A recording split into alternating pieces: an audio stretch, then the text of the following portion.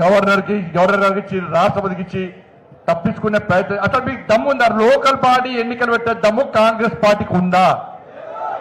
మీరు దమ్ముంటే పెట్టండి, ఒక్క సీటు గెలుచోటు. మిమ్మల్ని ఎవరు పట్టించుకోరు. బీఆర్ఎస్ పార్టీ అవుట్, మీరు ఒకటి. ఇవాళ తెలంగాణ రాష్ట్రంలో ఏ గల్లి చూసినా ఇలా నరేంద్ర మోడీ గారు గ్రామ పంచాయతీ పైసలు ఇచ్చింది కాబట్టి ఇలా భారతీయ జనతా పార్టీకి అవకాశం ఇస్తామని చెప్పి ఇలా ప్రజలు చూస్తున్నారు కాబట్టి లోకల్ బాడీ ఎన్నికలు పెట్టకుండా తప్పించుకోవడానికే ఇలా కాంగ్రెస్ పార్టీ ప్రయత్నిస్తున్న విషయం ఇలా వాస్తవం. కాబట్టి ఈ తెలంగాణ రాష్ట్రంలో మొదటి నుంచి కూడా సమస్యలు ఫైట్ చేసింది మనం అన్నాం. సమస్యలు ఫైట్ చేసింది మనం. ఇలా ఎంతమంది కేసులున్నాయన్న కరీంనగర్ జిల్లాలో ఇలా అందరి మీద కేసులు ఇవ్వాలి, అందరి మీద కేసులు. ఇప్పుడే కాదన్నా, ఇది మన కొత్త కాదు. రే గతంలో నక్సలైట్లు ఉన్నప్పటి నుంచి కొట్లాడుతున్నాం మనం. నక్సలైట్లు దాడి చేసినప్పుడు నక్సలైట్లు చంపారు. ఇలా నవ్వుతున్న ఉపరాష్ట్రపతి అభ్యర్థి వచ్చింది, కాంగ్రెస్ పార్టీ ఉపరాష్ట్రపతి అభ్యర్థి వచ్చింది తెలంగాణకు. వచ్చి ఏమంటుండంటే నక్సలిజం అనేది ఒక ఫిలాసఫీ అట. నక్సలిజం అనేది ఒక ఫిలాసఫీ అట. నేను అడుగుతున్నా సుదర్శన్ రెడ్డి గారు, నక్సలిజం అన్నది ఫిలాసఫీ అన్నప్పుడు ఇవాళ ఇక్కడ తుపాకీ పెట్టి నీ చంపుతా అని చెప్పి బెదిరిస్తే ఏ ఫిలాసఫీయో ఒకసారి సుదర్శన్ గారు చెప్పాలి. అరే నడి రోడ్ల పోలీసులను చంపారు, బీజేపీ కార్యకర్తలను నిర్దాక్షిణ్యంగా పోస్టర్లు వేసి వార్లు ఇచ్చి ఇలా చంపిన నక్సలైట్లది ఏ సిద్ధాంతమో ఒక్కసారి సుదర్శన్ గారు చెప్పాలి. అరే చేత తుపాకీ పట్టుకున్న వ్యక్తి సిద్ధాంతాన్ని ఒక ఉపరాష్ట్రపతి అభ్యర్థి ఇలా పొగుడుతుందంటే ఆయన ఉపరాష్ట్రపతి అయితే ఈ దేశంలో టెర్రరిజం కూడా ఒక ఫిలాసఫీ అని మాట్లాడే అవకాశం కూడా ఇవాళ ఉందన్న విషయాన్ని ఇలా గుర్తుంచుకోవాల్సిన అవసరం ఉంది. నేను అడుగుతున్నా కాంగ్రెస్ పార్టీని, ఇలా సుదర్శన్ రెడ్డి గారు వచ్చి నక్సలిజాన్ని ఫిలాసఫీ అంటే మీ కాంగ్రెస్ పార్టీకి సంబంధించి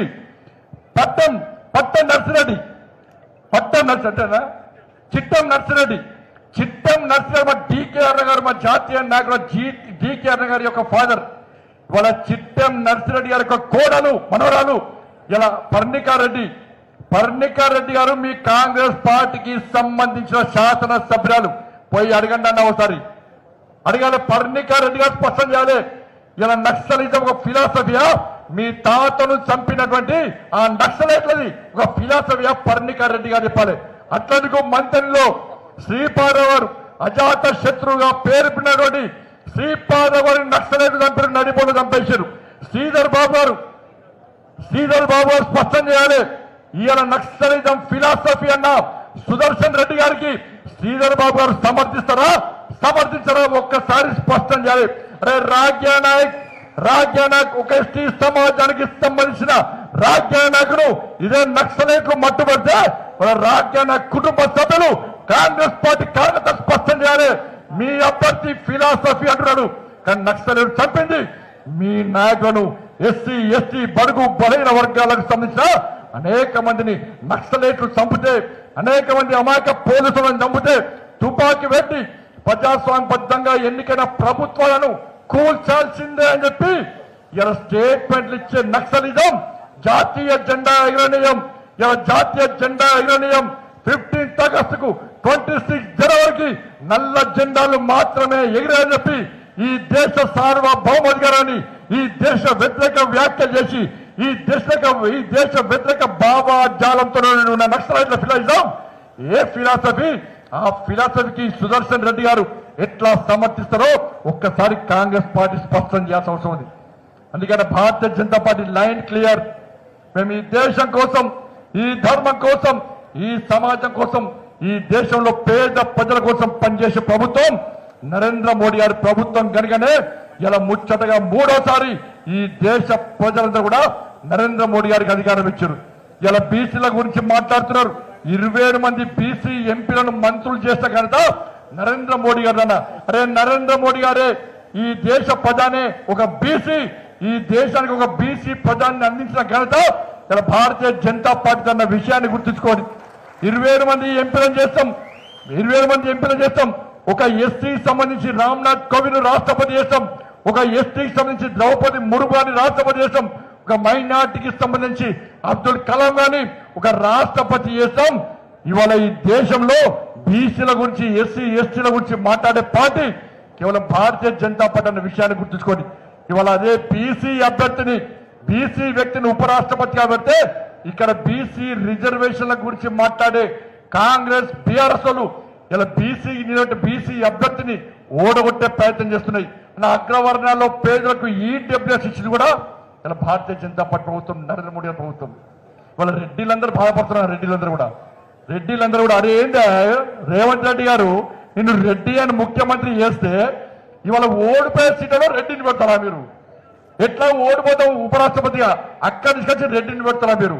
ఎందుకే ఆయన ఓడిపోయిన సుదర్శన్ రెడ్డికి ఇలా ఈడబ్ల్యూఎస్ ఇచ్చి మా బడుగు అగ్రవర్ణాల్లో పేదలను కాపాడిన వ్యక్తి నరేంద్ర మోడీ గారు. కాబట్టి నరేంద్ర మోడీ గారికి వ్యతిరేకంగా మేము సపోర్ట్ చేసే ప్రసక్తే లేదని చెప్పి వాళ్ళ రెడ్డి ఎంపీలు కూడా రెడ్డి ఎంపీల మీద ఆ రెడ్డి జాతి ఒత్తిడి తీసుకొస్తున్న విషయం వాస్తవం. కాబట్టి దయచేసి మిత్రులారా ఇవన్నీ ఆలోచించండి. ఇవన్నీ ఎందుకు చెప్తామంటే ఇవాళ పోలింగ్ బూత్ అధ్యక్షులు చాలా మంది వచ్చారు.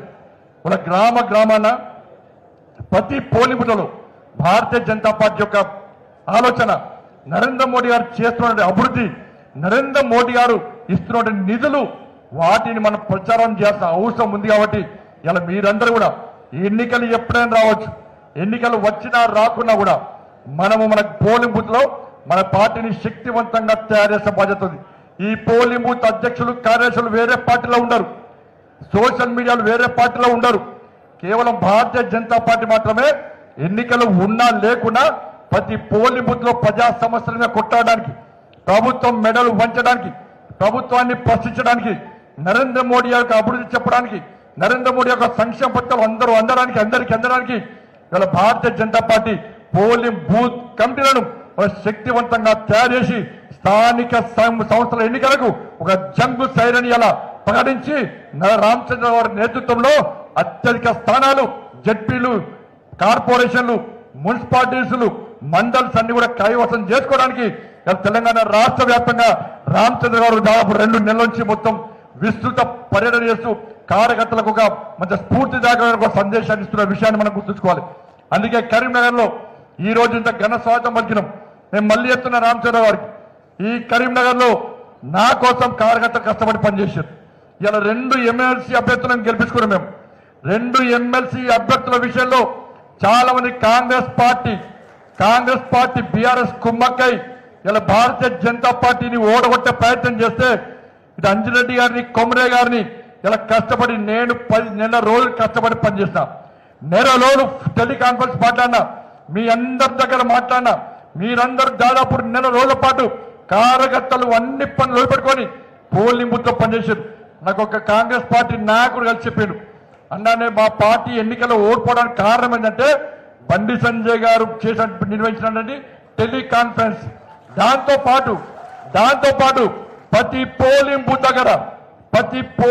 దగ్గర భారతీయ జనతా పార్టీ కార్యకర్తలు కాషాయపు కండువా వేసుకొని ఒక్కొక్క బూత్ దగ్గర 50-100 మంది కార్యకర్తలు పొద్దున మార్నింగ్ 6 నుంచి సాయంత్రం 5 వరకు ఎవరు ఓటర్స్ వచ్చినా అన్నా జై శ్రీరామ్, అన్న మోడీ గారికి ఓటై, అన్నా జై శ్రీరామ్, అన్న అంజిరెడ్డి గారికి ఓటై, అన్నా జై శ్రీరామ్, అన్న కొమరే గారికి ఓటై, బీజేపీని గెలిపి అన్న అని చెప్పి ఈ కార్యకర్తలు పోలింగ్ బూత్ దగ్గర కష్టపడ్డ తీరు, అక్కడ పూర్తిగా వాతావరణాన్ని మార్చేసి ఇలా భారతీయ జనతా పార్టీ అభ్యర్థులను గెలిపించిన విషయం నేను చెప్పుడు కాదన్న కాంగ్రెస్ పార్టీలో బయటకున్నారు. ఇది భారతీయ జనతా పార్టీ కార్యకర్తల గొప్పతనం, కాంగ్రెస్ పార్టీ కార్యకర్తల కమిట్మెంట్, భారతీయ జనతా పార్టీ కార్యకర్తల కమిట్మెంట్. భారతీయ జనతా పార్టీ కార్యకర్తలు మొండి పట్టుతోని కసితోని పట్ట పన్ను కొడుతూ కష్టపడి పనిచేస్తే ఏ విధంగా